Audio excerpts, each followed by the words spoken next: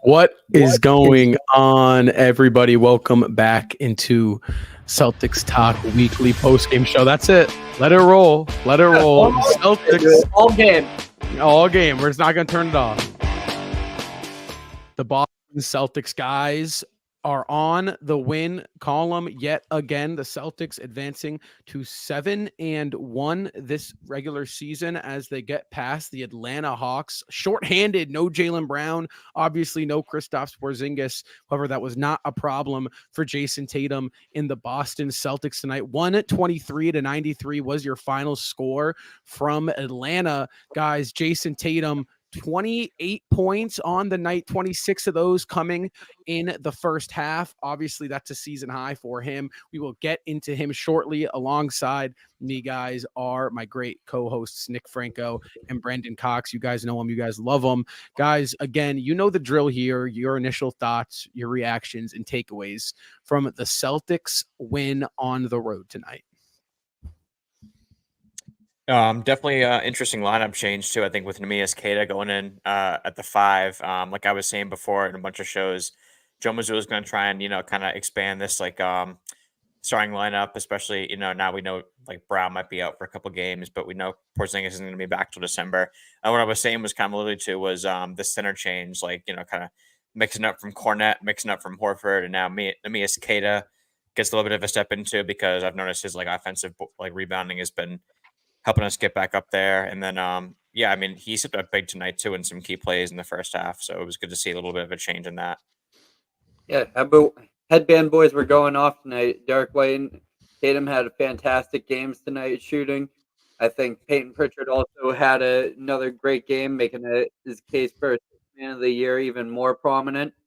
And not just a hypothetical now, it's becoming more of a realistic opportunity for him. I think that the Hawks were able to take advantage of the Celtics big man situation, having Al and Queta playing down low. They weren't able to get out to the arch in time for a lot of the threes, and then the Celtics just turned on the gas, and then the Hawks just couldn't keep up with it. Everybody, welcome in. Ian, Angela, how we doing? Howdy. I'm good. Yeah. I mean, that was another blowout. I mean, that's the Celtics for you. But yeah, I don't know, man. Upside down headband Jason Tatum might be the best player in the league. I mean, he was killing them in the first half. I mean, he was hitting everything. Derek White was great. I'm sure you guys talked about Neemias Queta already. Yep. Queta played really great in his first career start. Person. I'm sure, but yeah, I mean, it's the Celtics, man. They are well-oiled machine, and Jaylen Brown wasn't even playing today, and the Celtics were still able to blow him out by 30. I loved the Celtics from the second quarter on, like 3 minutes into the second quarter, defensively. Ian, something we were talking about on the podcast last week was, what is this team's identity on defense, right? We haven't really seen it yet. 7 games in, we've seen glimpses and, times where they've shown up, and the Hawks tonight scored 30 of their 93 points, guys. 33% of their points this game was scored in that first quarter. Boston turned it on defensively after a little quick 7-0 run Atlanta went on at the beginning of the second quarter. Mazzulla called a timeout. And credit goes to Drew Holiday in that regard. I think Drew really stepped on the gas tonight defensively, kind of being that anchor that we know when we love Drew to be. And, a lot of credit goes to the whole team tonight for what they did defensively against a very offensively talented Atlanta Hawks team. I mean, this isn't a team that, sure, their record is, now 3-5, 3-4 entering this game, but offensively, they can do a lot of different things. They have a lot of talented players. So, very pleased with how Boston played defensively tonight, and also Neemias Queta as well. Great game. I think we're going to get into him a little bit, but I think he's making a strong case now to kind of be that center off the bench that we kind of lean towards. However, again, guys, let's talk about our player of the game today. It's been a common trend, and quite frankly, I don't see him slowing down anytime soon. Ian alluded to him with the headband. Yes, Reversed headband Jason Tatum was on an absolute tear tonight, guys. However, before we get started, I do want to say the SeatGeek Player of the Game is brought to you by SeatGeek, guys. At checkout, use code Celtics Weekly for $20 off your first purchase, guys. The season's back. The Celtics are back, and there's no better app to use than SeatGeek. However, for Jason Tatum tonight, guys, 28 points, 6 rebounds, 9 assists, 2 steals, shooting 48% from the floor, 43 from behind the arc. Again, in those first half stats, guys, 26 of those 28 points coming in that first half, a season high. Like I said, 6 of 10 from behind the arc. He missed a couple there in that second half, but again, he did not play in that fourth quarter. He only played 30 minutes tonight. Guys, when you look at Jason Tatum, you know, he continued to be playing at an MVP level. Tonight, it was a little bit of everything. In the first half, it was the scoring. In the second half, it was the passing with those 7 assists coming, or 7 of those 9 assists coming in that second half. How big has Jason Tatum been for the Celtics? The usage that he was able to put up tonight, especially with Jaylen Brown out, is something that will be key in his case for MVP this season. I think that these are the performances that you're going to see Tatum putting more of the load on his shoulders, being the guy passing off the ball, creating opportunities, and look for Derek White and Pritchard to get their stroke from 3 going. And I think that Tatum was really able to just take control of the team and shows that he can be a prominent player, especially with when the team needs him to step up. Yeah, no, I definitely think so. The same thing with Franco just said too. You know, with Brown out, it gives a lot more time for Jason Tatum to kind of, you know, be himself and be more consistent too. Like tonight, we were just saying 6 of 10 from 3, 22 in the first half, 26 in the first half, excuse me. But yeah, you know, I like when it gives like Tatum more of an opportunity to kind of, you know, show how he can be, you know, more consistent with the ball when Brown's out, because I noticed that Brown can kind of have those more games of himself when Tatum is playing. So it's good to have him step up in that role. Yeah, I mean, the thing with Jason Tatum is, and we were talking about his MVP case, the thing with Tatum is this is like the most relaxed he's ever been, it feels like, in the NBA. He won his championship, you know, I mean, let's be honest here, he doesn't really have a whole lot else to prove to really anybody. His career is, I mean, I'm not going to say it's cemented yet because he's only 26 years old, but like we say, it's 26 years old. He's playing like, I mean, he's playing like he's just like in the gym right now, and everything is just looking automatic to him, and he's just playing so freely, and it's so nice to watch, because it feels like sometimes in years past Tatum was just able to like tense up and like, you know, he wasn't always there 100%. But this year, I mean, he's been playing free flowing, he's been playing his game, and it's been working out for him.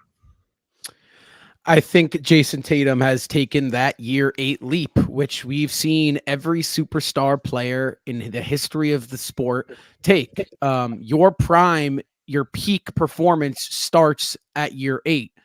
It is when the game slows down, like Ian just said, right? Tatum now is playing much more comfortable within himself.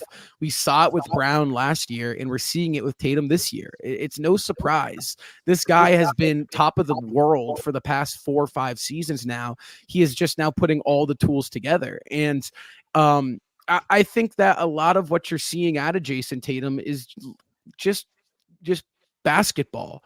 Right. And I say that it's like, yeah, obviously, but he's just out there. And a lot of times last year, it felt like he wasn't just playing back. He was kind of like handling with all this pressure and all these narratives and this and that. And, you know, he can't be a number 1 on a team, and you're in year 7 and you haven't won there's so many things that is going through your mind if you're Jason Tatum last season. And this year, he's just hooping. He's just out there playing. He doesn't need to prove anything else. Mind you, in his mind, I think he thinks he does. And I think there's an argument to be made where Tatum has an opportunity to really cement himself all time in terms of accomplishments and the trajectory of his career. But I mean, as for tonight, he was playing fluent. He was playing smooth. His shot was falling. I liked his kind of ability to know when to take his foot off the gas from his shot selection. Atlanta went to the double team. And he just was like, all right, you're going to do that. I'm going to dish it off. I'm going to find White for these couple of corner threes he had. He found Horford on the break a couple times. And it was just a very, very all around Jason Tatum game, right? 28, 6 and 9. That's when Jason Tatum is playing his best ball. That stat line, right? Maybe a couple more rebounds, but again, a great Jason Tatum game.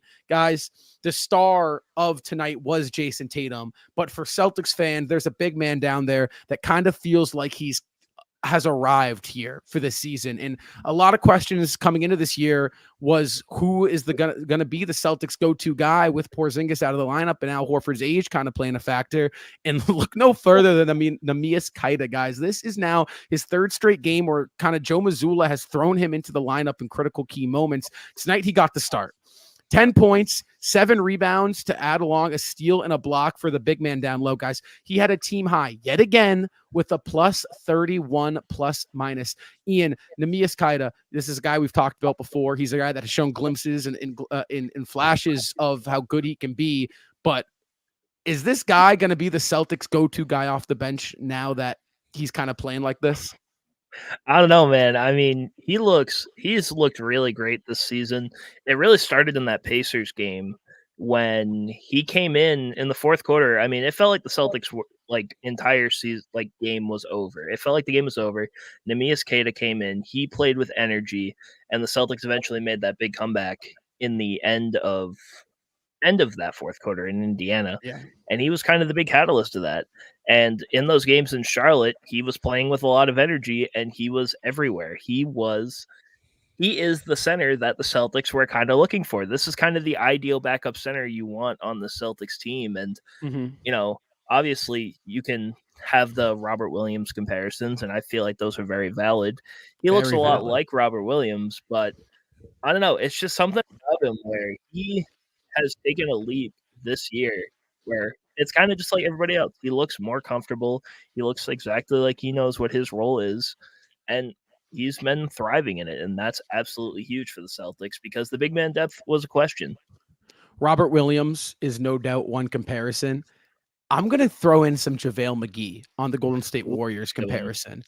I think that his length, his athleticism, it's perfect, Franco, when you look at, like what Ian just said, when you look at what Boston's kind of needed here since Robert Williams' injuries kind of started really taking a toll on him about 3 years ago. It kind of felt like Boston's always kind of been in the market for a big man that's a rim protector, can rebound the ball and just go up and, catch a lob. And, we've seen it with Kornet from an offensive standpoint. We haven't seen it from Kornet on a defensive standpoint. So when you look at Neemias Queta, what advantages does he bring defensively to the table for the Celtics? Athleticism and raw potential. I think we got to see flashes of it down in Maine. If we would catch highlights on our Instagram pages from the G League, he would be putting on these monster performances. And I think it's just growing his IQ as a big man, being able to spot up. You can obviously tell he's still getting acclimated to the system. During the first quarter, he was pulled out for some defensive lapses when Atlanta was being able to spread the floor with the three-point ball, but he was doing a fantastic job boxing out Clint Capella when that matchup occurred. And I think that it's a luxury to have this type of player because the Celtics, if he didn't work out, the Celtics weren't going to have a big man answer until Kristaps came back. And we can say Luke Kornet, and he is a serviceable big man, but this is definitely someone that the Celtics should be looking forward to developing further. No doubt. And Brendon, when you look at how Neemias is playing, and let's assume he continues this trajectory of the course of the season. When Porzingis comes back, is this somebody that you feel comfortable right now kind of almost giving a chunk of Al Horford's minutes to keep him fresh and ready to go for the postseason? I'd say, yeah. Only reason is just because, when it comes to those two guys, like we just said, Horford and Porzingis, they're probably going to be a lot of restrictions to their minutes, not just saying that in what their standpoints are, but, to give Queta that push because he's kind of proven himself in these first 8 games. So I definitely think that he's deserved, it's only 8 games in, we got a lot more to go, but I think he's proven that he can definitely step up to us. And, like we talked about rim protection, there's going to be a big advantage for us this season going into the postseason. So that definitely is going to help us in the stretch of it. Without a doubt, he has been just everything and more. Now, a common guy here that we've talked about, and we're going to talk about him again, man. It's the Sixth Man of the Year campaign for Peyton Pritchard. Tonight, 18 points, 4 assists, 3 rebounds, and 25 minutes for Peyton Pritchard. Guys, obviously, we knew Peyton Pritchard was going to be a guy the Celtics leaned on this year. We didn't necessarily know it was going to be to this level. When you're looking at Pritchard, how sustainable is this for Peyton to keep this up? It all started during the playoffs for him. I think once he showed up during the playoff run, and especially during the finals, he kind of made his mainstay with the Boston Celtics rotation and made himself a part of the game plan. I think that he's done an amazing job being the spark plug off the bench, and tonight was a almost perfect example of that when the Hawks were still able to keep it within a few possession game throughout the first quarter. It looked like it was going to be a tougher battle, and then when Peyton Pritchard came in, started making a couple of 3-pointers and being able to make those plays that get points quick on the board, everyone else on the court just seems to follow suit. Yeah, I mean, we've talked about this. Peyton Pritchard, it's kind of consistently like I've been saying. Everybody looks comfortable. Peyton Pritchard, I mean, once you give Peyton Pritchard confidence on the basketball court, it's pretty much over for you. Peyton Pritchard, when he gets an opportunity to shine, he's going to shine. And he has just been showing out like we kind of already knew that he was capable of doing. But it does not surprise me that with a bigger role, Peyton Pritchard has continued to play absolutely great basketball throughout the start of the season. And honestly, I don't see why it couldn't last. He has been playing at a high level. I don't know if he's going to lead the NBA in 3-pointers at the end of the season, but he has definitely been very impressive. And like I said, it wouldn't shock me if he continues this hot streak. Could Peyton Pritchard be? How good would he be if he was a starter on a middle of the pack team? If he was like a starter on a bad team, let's try to come up. I don't know. I don't know if he'd be like Cam Thomas, but he might be better. Is that crazy? Maybe. If he was on the net right now, number one option Peyton Pritchard. I don't know. We'll have to ask Xavier what he looked like at Oregon. Well, I feel like I like Pritchard's the guy that every time there's been a key guy out of the lineup, right? Or it's like end of the season, it's the preseason, and he's kind of running the show.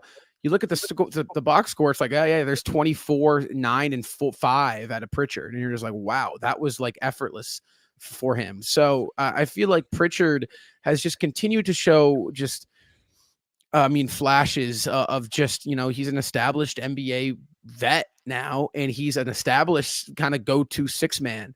And that's very impressive. And what else is impressive, guys, and it's kind of backtracking here, but it is, I think, very, worth noting. Joe Mazzulla, I think, has gained such a knowledge for what this team needs so quickly, and it needs to be talked about. Luke Cornett the other night against Charlotte, right? And this is something I've mentioned where Mazzulla needs to find out what the matchups are for this big man core, right? Cornett against Charlotte the other night, which we didn't get to cover, 19 points in the starting lineup. Here comes a matchup that kind of doesn't favor Luke and favors Tillman a little bit more. Or, excuse me, favors Neemias more. He goes to Neemias, and Neemias shines. And I think Joe Mazzulla, guys, that is not something, an adjustment he makes at the start of last year, and definitely not he doesn't make at the start of 2 seasons ago. So when you look at Joe, is for you guys, is he kind of like cemented himself? Because there were a lot of questions. Has he cemented yourself as like the guy? You trust him, everything he's doing, he's doing it. It's pretty dead on right. I mean, Brad are good in my book. What are the ages on Brad and Joe right now? I think they're 36 and 48. all that matters is sub 50. The fact that you have a head coach and a GM who have won an NBA championship means that you have a bright, bright future locked in for the upcoming years, and it will be exciting to see what happens when it comes down to ownership time and when those changes of power up in the front office start to happen. But I guarantee those guys will have to be a part of the plan going forward. Yeah, I mean, they're going to put together this kind of makeshift plan until Porzingis gets back, and honestly, once everybody's healthy, they're going to throw out who's hot, I think. Right now, Neemias Queta is hot. He is going to get a bulk of the minutes if he continues to play well. And if Luke Cornett plays well, they might go back to Cornett. Xavier Tillman plays well, they might go to Tillman. It's just kind of playing the hot hand at this point. It's kind of like how I was saying too, like, you know, like the big man rotation is definitely going to keep changing on and off until we get KP back, just to kind of see who deserves those minutes. Like, you know, when his are restricted when he comes back and possibly off the bench too. So it's definitely just like a thing to watch out for, in my opinion. I misheard what was going on, but yeah, I think Cornette has been doing a fantastic job in filling in as that backup. You know, he's gonna give you those stable minutes, and I think Caden gives you a little bit more of that higher potential, higher frequency wavelength. And I think when you match him up with more athletic players, and then you have Cornette or Horford, Tillman, and Kristaps once he comes back, who are stretch floors and can stretch out the game. And I think when they start playing with Queta and Cornette, they can be on the court simultaneously. Luke gives you the offense. Queta gives you a balance of both. And I think, you know, the offense is still there, but when you need defense, in Atlanta has like 4 or 5 of these like 6'9", 6'10" framed guys who are really good with the ball in their hands. They can get into the paint. And Joe knew that coming into the game, and he threw them in, and they did a phenomenal job. But guys, this next one is a game we have to talk about here on this post-game show, because it feels like it's a little bit more meaningful to Jason Tatum and Celtics fans. The Celtics and the Warriors square off at the TD Garden Wednesday, November 6th, 7:30 tip-off. We understand what happened this summer, guys, and we understand and are seeing currently how personal Jason Tatum may have just taken that. What are your expectations for this game from the Celtics? I don't see the Celtics making it a main focal point. I don't see Tatum going out there saying that this is going to be for blood. I don't think they're going to advertise it as that. I know us in the media will promote it as that. I know Tatum will have that backlash a little bit towards Kerr for mishandling his minutes in the Olympics. However, I think that the Warriors are not the same team we dealt with a few years ago when they beat us for the championship. Nowhere close. And I think we're going to be seeing a new look, especially with Buddy Hield and company on their roster. So I think it's going to be an interesting matchup, but I don't see this being a problem for the Celtics. Yeah, I mean, the Warriors, they've been a pretty good team to start the season, honestly. They have. Yep. I think they only have 1 loss this year as well, and Buddy Hield has been playing really well for them. So it wouldn't surprise me if this is like a back and forth game on Wednesday, but I mean, obviously, you kind of expect Jason Tatum to, you know, take this game personally, and you know, you would hope he goes out there and drops like 60 on the Warriors, but I don't think that's going to happen. I think he's going to play his game the way that he knows how to play, and I mean, I think the Celtics can still get out of there with a win, and I think everybody will still be happy. I think we're just going to see like a regular Jason Tatum game like we have in these past 8 games. Just, you know, a comfortable shooting game. Obviously, I think he'll be a little bit more focused, like we were just saying. And, you know, I think, what was I going to say? I want to see a little stare down after 3 from Jason Tatum to Steve Kerr. That would be kind of sick, though, not going to lie. But, a little sidetrack with that one, yeah. But Curry's also coming back tonight, I think, too. He's playing tonight. So It's just going to be I just hope I don't see like a lot of threes from Curry. It's just going to kill us. Well, anytime the Warriors come into town from those finals, it's a high leverage game, and then you throw it on top of the Olympic drama we kind of saw this unfold this off season. It's definitely, there's some narratives to this game, and Ian touched on it. Golden State's a team that's played very well this year, and without Steph Curry in the lineup, they're a team that kind of playing freely. They're gelling. The Buddy Hield addition has been very key and critical for them. Kind of adding that shooting, scoring punch they needed and were missing with Klay Thompson kind of descending and just not really feeling the vibe, right? In Golden State. So, yeah, and on top of that, Draymond's been playing well. Kuminga's been playing well. They're adding in Moses Moody. I mean, they got a talented squad.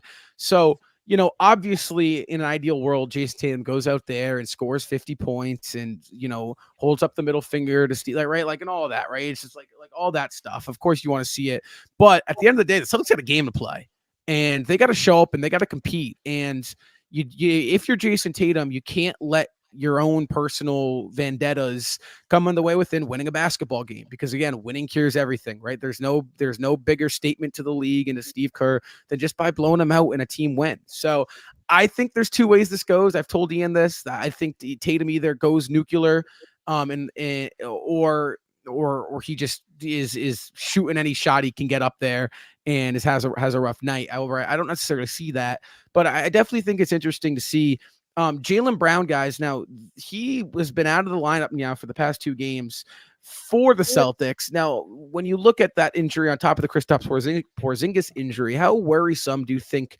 that is when you're kind of looking at these next couple games, especially against Golden State? Anytime you play them, you hope to have Jaylen Brown in the lineup.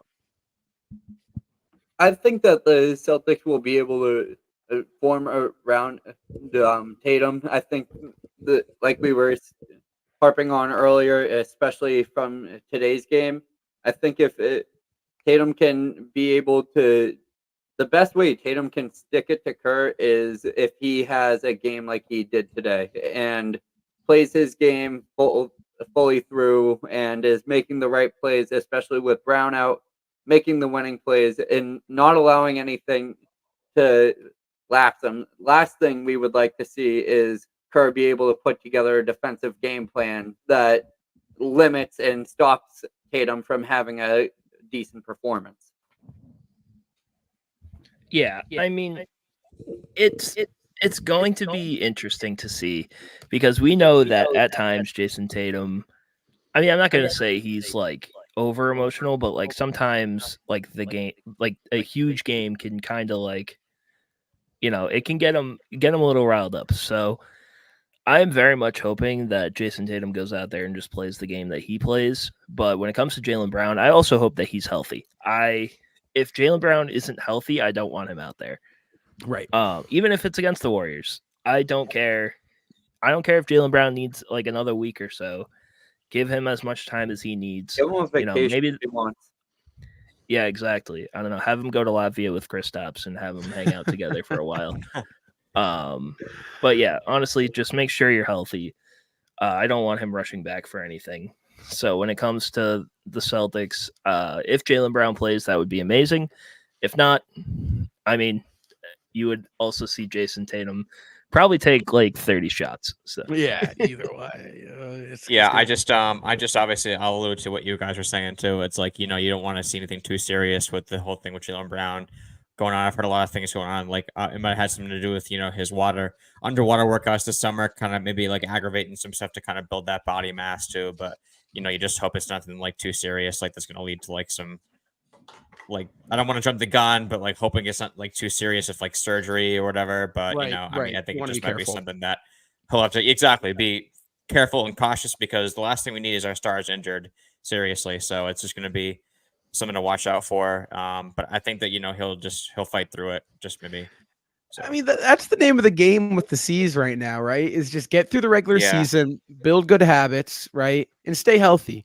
Because when this team's healthy, there is just a really tall task ahead of the team standing on the other side of the court to beat these guys. And, do we need Jaylen Brown to beat this Warriors team? I don't think so. No, not really. I think they're a squad that's playing some good ball, but I think they're kind of beating up on some lower tier teams here. I don't think they've had a kind of a big time statement game this year.